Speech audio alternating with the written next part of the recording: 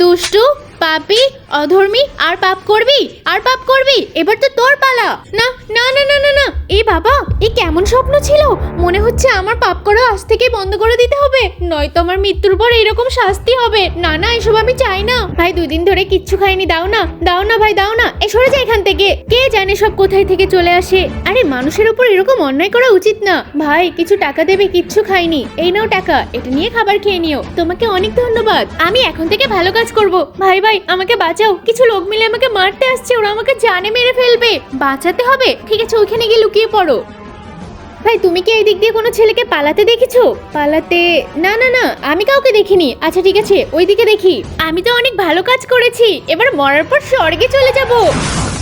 চিত্র, এই মানুষটাকে নরকে নিয়ে যাও। এ অনেক পাপ করেছে, একে নরকে অনেক শাস্তি দেবে, গরম পানিতে ডোবাবে। দাঁড়ান মহারাজ, আমি সবসময় সবার ভালো চেয়েছি, ভিখারিকে টাকা দিয়েছি, একে ওটা করেছি, ওকে ওটা করেছি।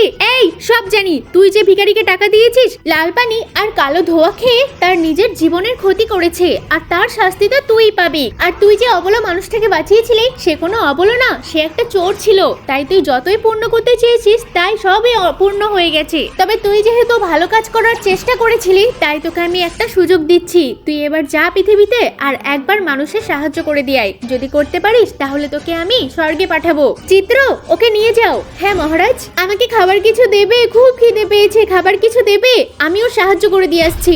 না না না না, আমি যদি ওকে টাকা দিই, ওই লাল পানি আর কালো ধোয়া খেয়ে যদি নিজের জীবনের ক্ষতি করে, আমি ওকে টাকা দেবো না। আমি এক্ষুনি আসছি। আমি তো ওর জন্য ক্ষীর বানিয়ে এনেছি, ক্ষীর খাওয়ালে ও তো লাল পানি খেতে পারবে না, এটাই খেয়ে নেবে। আমি এখনই গিয়ে ওকে এই খাবারটা দিয়ে আসছি, আশা করি ওর ভালো হবে।